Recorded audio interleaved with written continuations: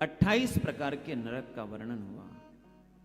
और आपसे कहूं, नरकों का जो वर्णन है ये शास्त्र सम्मत तो है ही, ये बुद्धि सम्मत भी है, ये व्यवहार सम्मत भी है,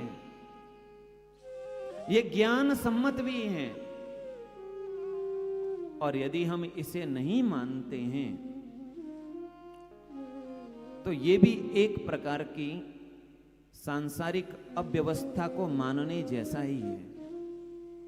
क्यों?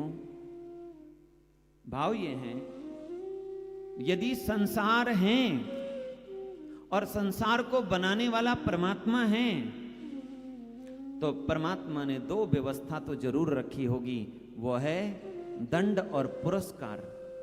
क्यों?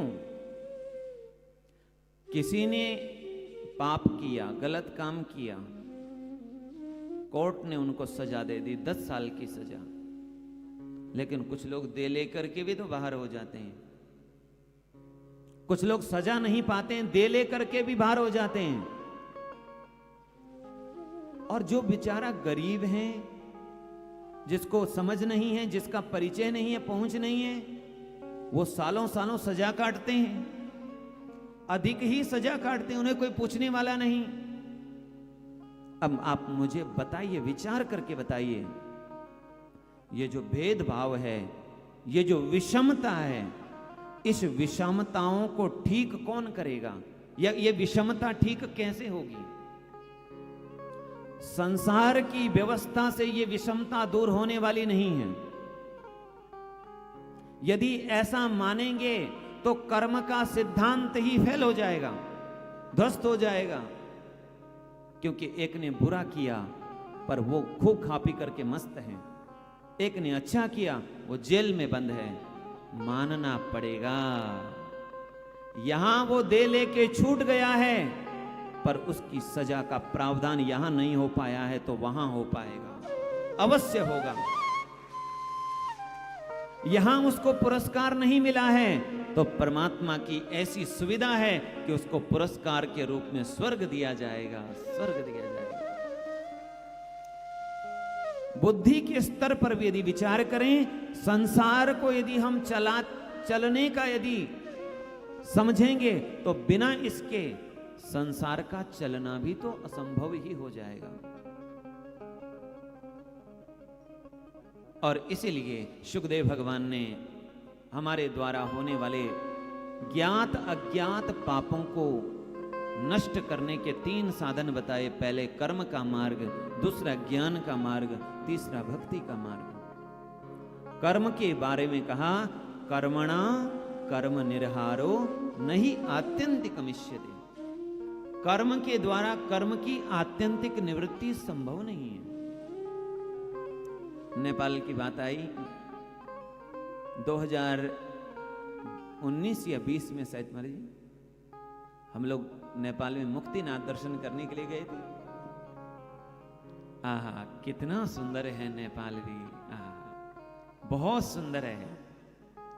गंडकी नदी का ऐसा तट सुंदर। हम लोग जब वहां, क्योंकि छोटी गाड़ी चलती नहीं, बड़ी गाड़ी में वो स्कॉर्पियो क्या कहते हैं उसको, हाँ वही 4 व्हील वाली, उसी में गए। 80 किलोमीटर था शायद वहां से, लेकिन हमें लगे 10-12 घंटे। बड़े आनंद से रुक के चल के, सड़क का निर्माण कार्य हो रहा था। नीचे आते समय एक जगह कहीं निर्माण कार्य हो रहा था, हम लोग उतर के पैदल चल रहे थे कि थोड़ी देर पैदल चलें। एक जगह हम लोग बाहर कहीं लघु शंका के लिए गए तो सोचा हाथ धो लें। हाथ धोने के लिए हमने एक छोटा सा गांव में एक ढाबा था, उनसे कहा भाई हाथ धोना है थोड़ा, तो उन्होंने पानी दिया। पानी दे करके हाथ धोया, हाथ धो करके अपने रुमाल में पोंछा और पोंछ करके थोड़ी आगे गए। आगे जैसा गए तो कुछ गंध आ रही थी, तो फिर देखा अरे ये किसकी गंध है? कोई जानी पहचानी गंध तो है नहीं, अभ्यास उसका है नहीं।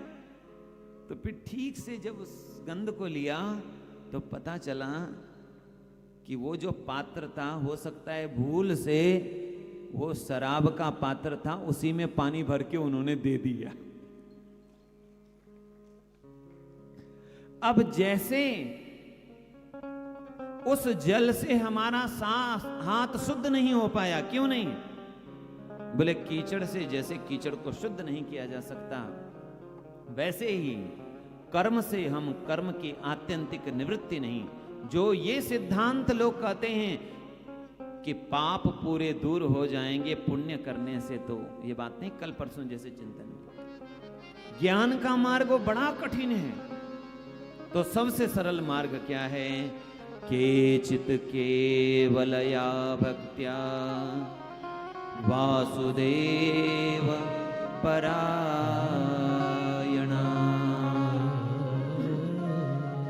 अघम धुन्वन्ति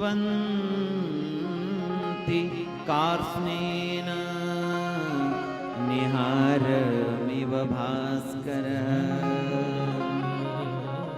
अनन्य भक्ति से, केवला भक्ति का अर्थ है अनन्य भक्ति से हमारे समस्त पाप ऐसे दूर हो जाएंगे। बोले कैसे?